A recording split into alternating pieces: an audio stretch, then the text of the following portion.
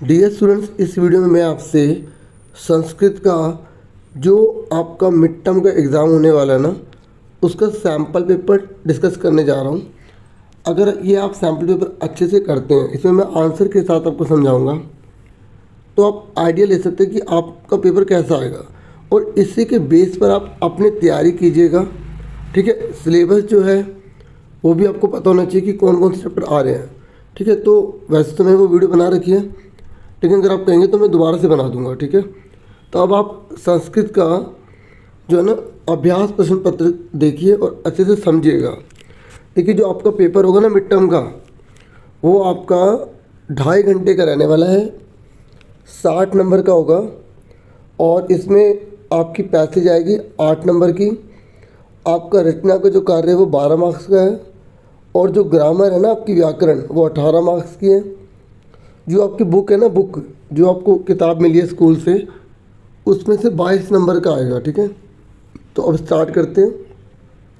सबसे पहले हमारा अपठित अवबोधनम है, मतलब हमें पैसेज दे रखी है, इसको पढ़ के हम इन प्रश्नों के उत्तर देने हैं। ठीक है, तो आप ये देख लो, इस तरीके से ये क्वेश्चन है और आपको आंसर मैं दिखाता हूँ कैसे मेरे पास आंसर है अवेलेबल। ठीक है, तो ऐसे आंसर हैं। हम ना पहले समझेंगे, फिर आंसर भी अपने आप बताएंगे। ठीक है, फिर हम आंसर इससे मैच कर लेंगे। ओके, देखिए पैसेज पढ़ता हूँ। उत्सव प्रिया खलु मनुष्य, ये एक रचना है जो कालिदास जी ने लिखी है। ठीक है, मतलब मनुष्य जो है ना वो हमेशा उत्सव से प्यार करता रहे, मतलब त्योहारों से मनुष्य को बहुत ही प्यार है।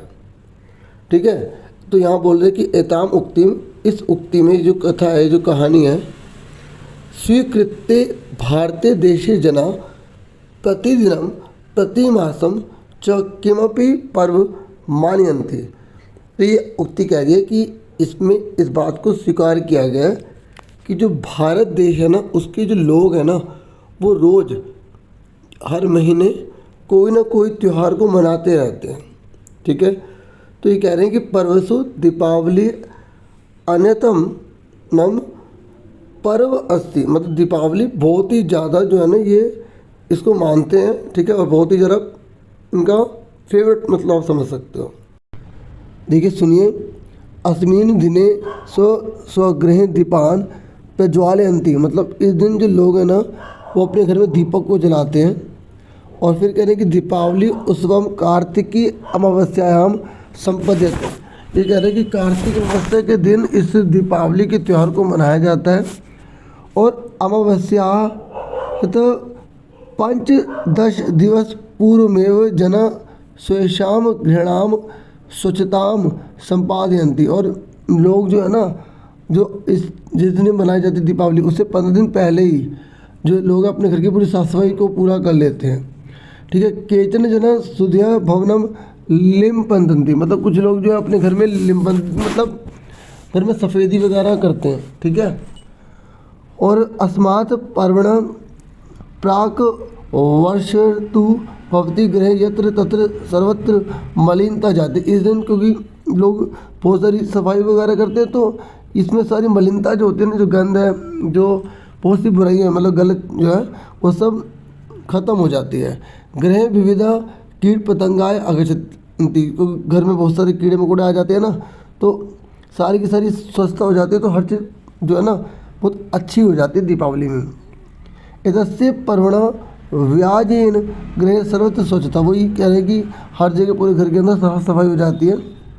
दीपावली पर्व सर्वे आबाल वृद्धा अत्यंत हर्षोल्लासेन मानयन्ति, मतलब बच्चों या बूढ़ों वो तो बहुत ज़्यादा खुश हो जाते हैं और दीपावली में। ठीक है, चलो अब पहला क्वेश्चन क्या है। पहला क्वेश्चन है कि उत्सव प्रिया खलु मनुष्य इति कस्य उक्ति, ये कह रहा है कि ये जो कहानी है ना ये किसने लिखी है। तो आपको मैंने पहले बता दिया था कि कालिदास से। ठीक है, आंसर हम लास्ट में मैं आपको दिखा दूंगा, पहले हम इसमें खुद ढूंढते हैं। ठीक है, अब नेक्स्ट है कि दीपावली उत्सव कदा संपद्यते, ये जो दीपावली का जो उत्सव है वो कब संपन्न होता है, कब मनाया जाता है। तो कार्तिकी अमावस्या, देखो एक पद है ना, तो केवल एक शब्द आपको आंसर लिखना है। ठीक है, मैं आपको आंसर दिखाता हूँ, एक बार देखो। देखिए एक पद है ना, तो एक ही आंसर आया है। ठीक है, तो इसमें भी ये समझ में आ गई। अगर एक शब्द है तो एक ही आंसर एक ही शब्द में आपको बताना है। अब कार्तिक अमावस्या पूरी एक ही बात है, इसलिए इसे लिखा गया है। अब नेक्स्ट देखते हैं, नेक्स्ट क्या है। ये कह रहे जना कया भवनम लिपंती, मतलब जो लोग हैं ना वो अपने घर को जो है ना वो क्यों, मतलब किस लिए जो है ना पेंट वगैरह करते, तो सुधिया। ठीक है, मतलब उसमें सुधार करना, उसे साफ सफाई के लिए। तो दीपावली पर्व के अत्यंत हर्षोल्लासेन मानती, जो दीपावली का जो पर्व है ना वो किनके हर्षोल्लासेन को माना जाता है, मतलब किसको सबसे ज़्यादा खुशी मिलती है। तो ये आबाल वृद्धा, ठीक है, चाहे बूढ़े हों या बड़े हों, सबको बहुत ज़्यादा खुशी मिलती है। ठीक है, आंसर मैंने आपको दिखा ही दिया था, एक बार दोबारा देख लो। देखो एग्ज़ाम में भी ना, जब आपका एग्ज़ाम होगा तो आप ऐसे लिखकर सिर्फ आंसर लिखेंगे। ठीक है, समझ में आ रही है ना मैं आपको क्या बता रहा हूँ। अब हम नेक्स्ट क्वेश्चन देखते हैं। देखिए नेक्स्ट में बोला गया पूर्ण वाक्य, आपको पूरा उत्तर लिखना, मतलब पूरी लाइन लिखनी है। जैसे पर्वसु किम अन्यतम पर्व अस्ति, मतलब सभी जो पर्वों में किसको मतलब अन्यतम पर्व माना जाता है। तो वो आप देख सकते हैं, ये आप एग्ज़ाम में कैसे ढूंढेंगे, ये सारे शब्द आप देखेंगे कहाँ पर लिखे हैं, आप देखेंगे ये आपको मिल जाएगा। ये देखो ये सब मिल गए। तो पूर्ण वाक्य ने तो यहाँ से तो पूरी लाइन लिख देंगे। ठीक है, फिर इसका आंसर क्लियर। फिर नेक्स्ट है ग्रहे विविधा के आगच्छन्ति, जो घर है ना उसमें अलग अलग प्रकार के कौन आ जाते हैं। तो हमने पढ़ा था ना कीट पतंग आ जाते हैं, तो यहाँ से पूरे यहाँ तक लिख देंगे। ठीक है, मैं भी आपको आंसर दिखा रहा हूँ प्रिंटेड फॉर्म वाला। अब इन दोनों के आंसर देखो, ये देखो पूरा पूरा आंसर ये लिखा हुआ है। ठीक है, क्लियर हो गया, ये आंसर है। पेपर में भी आप ऐसा करेंगे। अब यहाँ लिखा एक करना है, तो आपको दोनों नहीं करने थे, एक करना था। ठीक है, उसके बाद बोला गया यथा निर्देशन उत्तरत, मतलब जो बोला गया उसके अकॉर्डिंग आपको आंसर देना है। ये पैसेज है। ठीक है, तो एग्ज़ाम में पहला आपसे बोला गया कि मलिन का विलोम शब्द क्या होता है। मलिन मतलब गंदा। तो आपको इन चारों में से ऑप्शन कौन सा बताएंगे, कौन सा ठीक है, तो इस पर कहाँ पे टिक कर देंगे। ठीक है, अब उसके बाद नेक्स्ट है जना इत्यस्य विशेषण पदम अत्र गद्यांशे किम प्रयुक्तम अस्ति। ये कह रहा है ये जो जना है ना, इसके लिए कौन सा विशेषण का वर्ड यूज़ किया गया है। ठीक है, तो आपको क्या करना है, जब भी विशेषण बोलेगा ना, विशेषण बोलेगा तो आपको ढूंढना है कि जना कहाँ लिखा है। देखो जना यहाँ लिखा हुआ है, जना यहाँ लिखा हुआ है। तो जो विशेषण होते हैं ना वो संज्ञा और सर्वनाम की विशेषता बताते हैं। तो आप देखो जना का क्या देश लिखा है, और देश विशेषण तो नहीं है, और केचन के विशेषण, तो ये केचन आंसर आ जाएगा। तो नॉर्मली जो विशेषण होता है ना वो आगे होता है, क्या होता है आगे। तो यहाँ पे केचन लिखा है, ऑप्शन में देखो केचन लिखा है, हाँ लिखा हुआ है, तो आंसर आ गया। फिर नेक्स्ट कह रहा है कि दीपकान इति पदस्य किम पर्याय पदम गद्यांशे प्रयुक्तम। तो यहाँ पर जो दीपकान है उसकी जगह सेम मीनिंग कौन सा लिखा हुआ है। तो अगर हम पैसेज में देखते हैं तो हमें कौन सा वर्ड मिल जाता है, ये देखिए दीपान लिखा है। ठीक है, इस तरीके से इसका आंसर क्या आ गया, ये दीपान आ गया। ठीक है, इसका केचन आ गया और मलिनता का स्वच्छता आ गया। अब एक बार आंसर चेक कर लो आप, देखिए यही आंसर है जो हमने ढूंढे थे। ठीक है, ये तो हटा दो। आपको 2 करने हैं एग्ज़ाम में। ठीक है, आपको जो 3 दे रखे थे उसमें से केवल 2 करने हैं आपको। अब बोला गया कि आपको उचित शीर्षक लिखना है। जो कहानी है ना, ये जो आपने जो ये पैसेज पढ़ा है, इस कहानी का आप नाम क्या दोगे। आप अपनी मर्जी से कुछ भी दे सकते हैं, बस वो उसमें होना चाहिए। ठीक है, आप पहली लाइन में से हेल्प ले सकते हैं। ठीक है, जैसे आप देख रहे हो कि इसमें दीपावली की बात की गई है, तो आप दीपावली के बारे में लिख सकते हो, परवसु दीपावली। इस तरीके से कुछ ऐसा लिखना है जो बिल्कुल उसके अकॉर्डिंग हो, ठीक है। सुन रहे हैं ना मेरी बात? तो आपने कमेंट बॉक्स में बता सकते हैं कि आपने क्या लिखा। बाकी आप आंसर देखो। देखिए यहाँ पर एक दीपावली पर्व लिखा है, एक उत्सव प्रिय खलु मनुष्य लिखा है। मतलब यहाँ बोला गया कि बच्चा कुछ भी जो है ना वो दे सकता है, ठीक है, वो सही होना चाहिए मतलब, ठीक है। तो ये मत सोचना आपने कुछ और लिख लिया और वहाँ पर कुछ और होगा तो नंबर कट जाएंगे, ऐसा कुछ भी नहीं है, ठीक है। अब आगे पढ़ते हैं, आगे क्या है। अब यहाँ बोला गया कि आपको देखो ये दूसरा क्वेश्चन है, ठीक है, खंड खा है। इसमें बोला गया इस पिक्चर को देख के ना, इस पिक्चर को देख के और इन शब्दों की मदद लेकर आपको जो है ना 4 सेंटेंस बनाने हैं। देखो एक ना मैंने वीडियो बना रखी है चित्र लेखन से रिलेटेड, ठीक है। तो उसमें ना अगर आप वो कर लेते हैं तो कोई भी चित्र आ गया ना आप आराम से कर लेंगे। तो वो वीडियो भी मैं आपको डिस्क्रिप्शन में दे दूँगा, लिंक दे दूँगा। पिछले साल बनाई थी 9th और 10th में, तो आपके भी वो काम आ जाएगी। बाकी अब इस चित्र की मैं लाइनें दिखा देता हूँ ताकि आपको हेल्प मिल जाए और आप और आइडिया ले लें। देखिए यहाँ पर 4 लाइन आपकी हेल्प के लिए लिखी गई हैं। पर्यावरणम दूषितम अस्ति, पर्यावरण मतलब दूषित है। जना वनम कर्तयन्ति, जो लोग हैं वो पेड़ों को काट रहे हैं। जले मत्स्य मरन्ति, जल में मछलियाँ मर रही हैं। वृक्ष स्वच्छवायु यच्छन्ति, जो पेड़ होते हैं वो स्वच्छ वायु देते हैं। तो इस तरीके से आप कोई भी लाइन बना सकते हैं डियर स्टूडेंट्स, ठीक है। देखिए अगर आप चित्र नहीं करना चाहते तो आप पैराग्राफ लिख सकते हैं, 4 लाइन में लिख सकते हैं। और ये मम परिवार पर है, ये आपको खुद करना होगा, ये इसमें नहीं है आंसर में, ठीक है। उसके बाद नेक्स्ट क्वेश्चन है अब आपका थर्ड, पदानि मेलनम कृत्वा वाक्य रचनाम करोतु। ये आपके 3 शब्द लिखे हुए हैं, इनको ठीक करके ना आपको वाक्य बनाना है। धावक कंदुकम वत्ती, तो इसको ठीक करके ना आपको वाक्य को सही करना है, ओके। जैसे यहाँ लिखा है कि बच्चा जो गेंद है उससे बोलता है, तो जबकि वो फेंकता है, तो यहाँ पे शिप्ति लगा देंगे। मतलब आपको उसे ठीक करना है। ये देखो शिप्ति यहाँ लिखा ना, तो यहाँ हमने इसमें लगा दिया।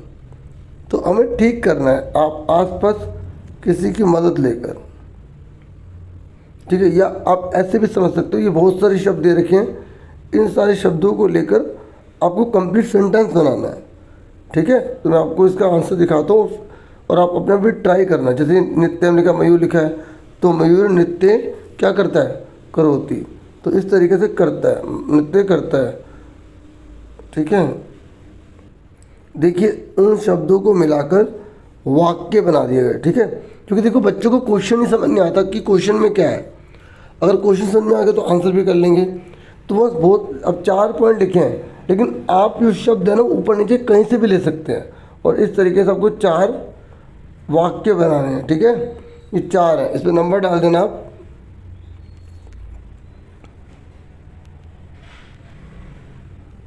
वन 2 3 4, ठीक है। 1 2 3 4, ठीक है। समझ में आ गया क्वेश्चन कैसे करना है, ठीक है। उसके बाद अब आपका खंड गा आ गया जो 18 मार्क्स का है, ग्रामर से रिलेटेड है। तो यहाँ पर बोला गया कुछ संधि करनी है, संधि विच्छेद करना है। तो ये जो दे रखे ना शब्द, संधि मतलब होता है उसे जोड़ना, और विच्छेद मतलब उसको पार्ट में डिवाइड करना। तो आपको दोनों में से एक काम करना होगा। तो जैसे यहाँ पे लिखा सूर्यास्त समय, तो सूर्य जमा अस्त हो जाएगा, इस तरीके से च जमा अपी चापी हो जाएगा। इस तरीके से आपको जोड़ना है या अलग करना है, ठीक है। तो आपको सारी संधि पता होनी चाहिए, ठीक है। जो स्वर संधि है, जो दीर्घ संधि है, हर चीज़ की आपको नॉलेज होनी है, तभी आप कर पाओगे। बाकी ग्रामर की बुक होगी उसमें से प्रैक्टिस कर लेना, नहीं भी करोगे तो आपकी बुक में बहुत सारी संधि चीज़ दे देगा, उसकी प्रैक्टिस कर लेना, ठीक है।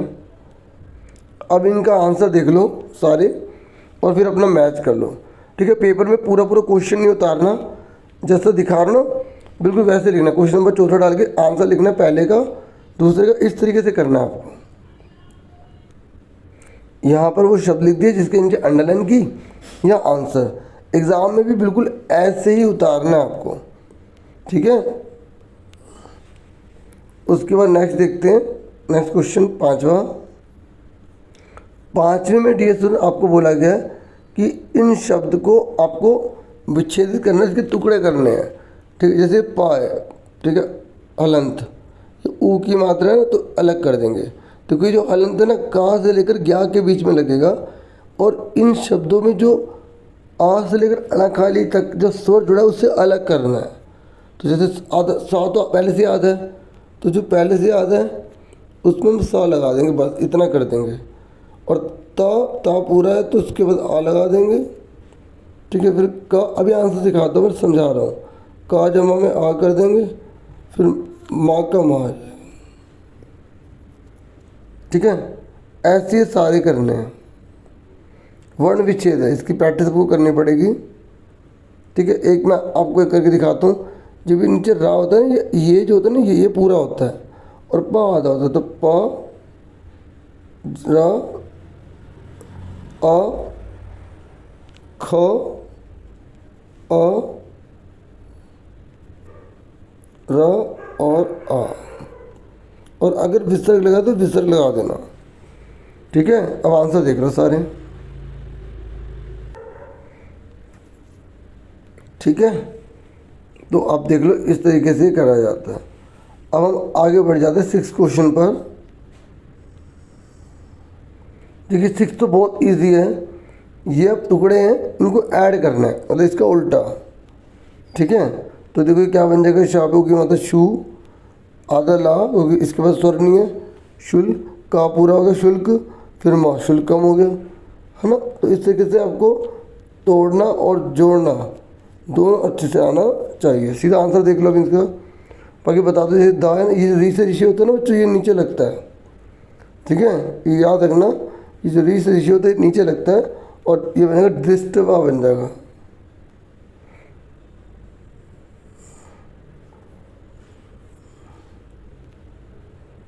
ठीक है। तो हमने जोड़ दिया इनको, और ये चौथा हो गया भूतवा, ठीक है। देखिए अगला तो और आसान है, ये कह रहे हैं इनको अंकों में लिखो। 72 को क्या बोलते हैं, 72 को बोला जाता है द्विसप्तति बोला जाता है। और बच्चों यहाँ पर सप्तविंशति लिखा है, ये एक मिस प्रिंटिंग हो गई है, ठीक है। तो यहाँ पर अगर क्वेश्चन में 27 लिखा होता तो ये सही हो जाता, ठीक है।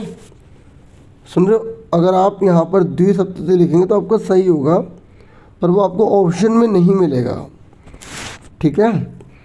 तो ये गलत प्रिंटिंग हो गई थी। 80 को अशीति कहते हैं, 50 को पंचाशत कहते हैं, और 33 को त्रयस्त्रिंशत कहते हैं। अब आप 7वें का आंसर देख लीजिए, और ये जो सप्तविंशति लिखा है ना, इसको बोलते हैं 27। तो मैंने कहा था ना इस प्रिंटिंग है, तो अगर आपने द्विसप्तति लिख दिया तब भी आपका सही होगा, ओके। अब हम नेक्स्ट क्वेश्चन देखते हैं।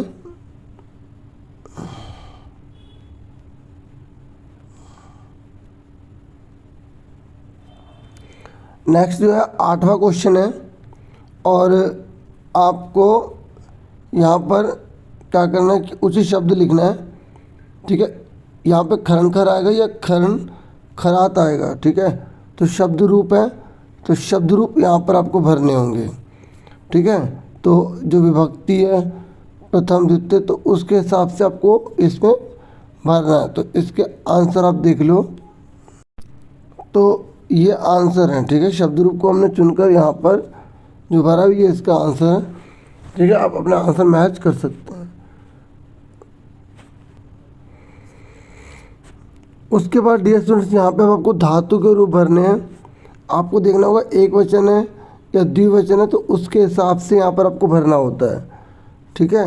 जैसे अगर यहाँ पर अस्माकम देश अष्टाविंशति राज्यानि, तो 28 राज्य हैं हमारे देश में, तो ये प्लूरल है तो संति आ जाएगा। अगर 2 जने होते तो सा लगा देते। जैसे मम कौतूहलम शांतिम न, मतलब मेरा जो कौतूहलम है वो शांति को नहीं जाने देगा। ठीक है, मतलब ये कि मेरे शोर मचाने से शांति नहीं चली जाएगी, ये मतलब है। तो एक वचन है तो एक आएगा। ठीक है, इस तरीके से होता है इसमें। तो आपको इन दोनों में से कोई एक भरना होता है। ठीक है, जब प्लूरल है तो प्लूरल लगाएंगे, सिंगल है तो उसके साथ सिंगल लगाएंगे, एक वचन के साथ एक वचन, द्विवचन के साथ द्विवचन, बहुवचन के साथ बहुवचन लगाते हैं। तो ये आंसर आप देख सकते हैं, बहुवचन के साथ बहुवचन, एक वचन के साथ एक वचन लगाया गया था। आपको केवल 3 करने थे। अब डियर स्टूडेंट्स, आपकी जो बुक है ना उसकी पैसेज है, तो देखो जो आंसरिंग पैसेज थी वो तो मैंने पढ़ दी, लेकिन ये आपकी बुक किया, आपने बुक से चैप्टर पढ़ा होगा, जो भारत का जो डिजिटल इंडिया वाला जो चैप्टर है ना, उसमें ये पैसेज ली गई है। ठीक है, तो इसको मैं एक्सप्लेन तो नहीं करूँगा, ये बता दूँगा कि एक पदेन मतलब आपको एक शब्द में आंसर देना है, पूर्ण वाक्य में पूरी लाइन लिखनी है, और यथा निर्देश अनुसार मतलब आपको जो बोला गया वो आपको बताना है। जैसे यहाँ बोला गया कि आपको विशेष्य बताना है। ठीक है, तो विशेष्य जिसकी विशेषता बताते हैं, तो ये हो गया कार्याणी। ठीक है, अभी आंसर इनके दिखाता हूँ। और यहाँ बोला गया दुखम का विलोम शब्द क्या होगा इसमें, तो आनंद होगा, है ना, मतलब खुशी मनाना। तो इस तरीके से इनमें से आंसर ढूंढने पड़ते हैं आपको। और उसके बाद फिर से एक और पैसेज आएगी। ठीक है, तो उसके आंसर आपको पहले एक पद में देने हैं, फिर पूर्ण वाक्य में, फिर निर्देशानुसार। तो सबसे पहले मैं आपको 9वें क्वेश्चन के आंसर दिखा रहा था, फिर आप अपने मैच कर लेना। ठीक है, देखो एक पद बोला जाता है, तो ये पूर्ण ढूंढोगे तो उसका एक वर्ड लिखना है आपको। जैसे आपने ये रहा, इसका ये रहा, ये रहा, तो बचा क्या, रुपया का नाम। तो आपने वस्तु कार्यार्थम रुपया का नाम अनिवार्यता नास्ति। ठीक है, मतलब अगर आज के टाइम में अगर मुझे वो वस्तु लेनी है तो हमें रुपए का अनिवार्य नहीं, हम कार्ड लगा के भी पैसे मतलब उसका भुगतान कर सकते हैं और सामान को ले सकते हैं। तो आज आधुनिक ज़माने में जो डिजिटल है उसकी बात की गई है।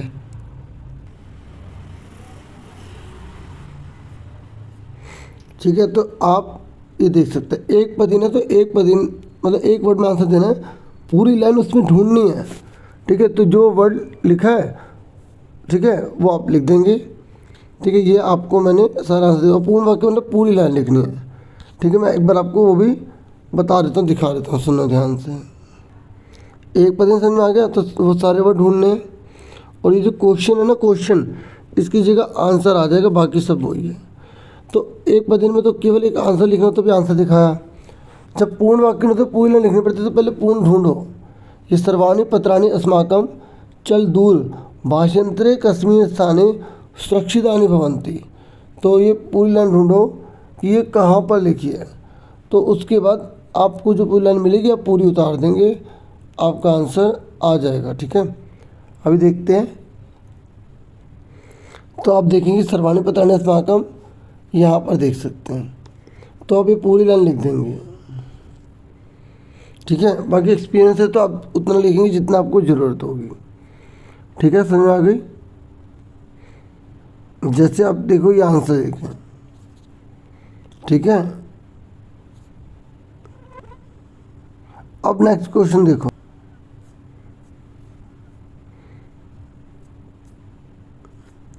नेक्स्ट क्वेश्चन आपके बुक से है। ये जो आपको दोहे दिए होते हैं, कविता दी होती है ना, तो उसमें से आपको ढूंढना है।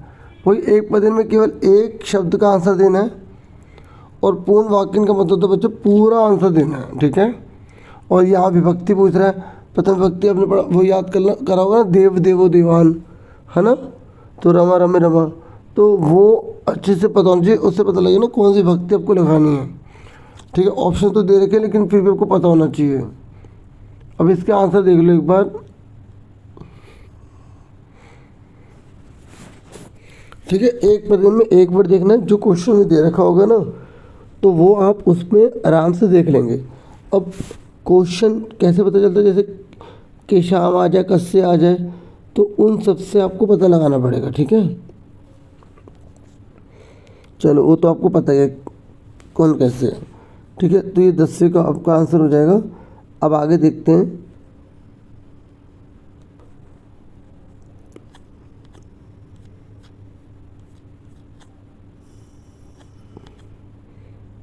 देखो ये भी एक और पैसेज आपके बुक में से आएगी। मैंने 10वें का आपको आंसर दिखा दिया पहले ही। वो एक पद है ना, एक बार लिखना है, पूर्ण वाक्य ना पूरी लाइन लिखनी है। और निर्देशन से मतलब जो बोला है कि वो बताना है कि भगिन्या कौन सी भक्ति है, इन दोनों में से विशेषण कौन सा है। जब दो होते हैं तो उन्हीं में से बताना होता है कि कौन सा विशेषण है और इसका पर्यायवाची शब्द क्या है। देखो एक बार 9th के दोबारा आंसर देख लो, ये 9th है, ये 10th है। ठीक है, देखो बच्चों यहाँ पर ना एक बात बताऊँ, जैसे यहाँ 10 लिखा है ना, तो उसके बाद यहाँ दोबारा से 10 लिख दिया है, तो ये 10 ना हो के 11 है। ठीक है, ठीक है। तो जब भी क्वेश्चन पेपर मिले तो पहले पेपर जो चेक कर लेना कोई गड़बड़ तो नहीं है, फिर बाद में कंफ्यूजन बहुत हो जाती है बच्चों। ठीक है, चलो तो अब मैं आपको 10वें का आंसर तो दिखा चुका हूँ। ओके, अब मैं आपको 11वें का आंसर दिखाता हूँ। ये जो नाटक है ना, नाटक, तो उसके अंदर से लिया गया 11वां क्वेश्चन है। अब आंसर देखो। ठीक है, 11 का आंसर अब देखो, अपने आप ट्राई करिए फिर पता लगाना। ठीक है, उसके बाद 12वें क्वेश्चन पे आ जाते हैं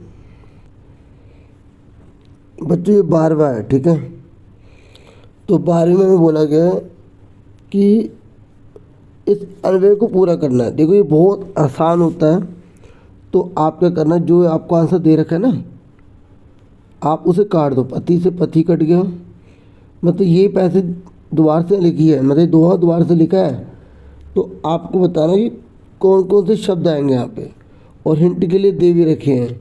तो आप पता क्या करना, देखो आपको बहुत आसान तरीका बता दो। पति से पति कट गया, विषमा से विषमा कट गया, प्रखरा से प्रखरा कट गया।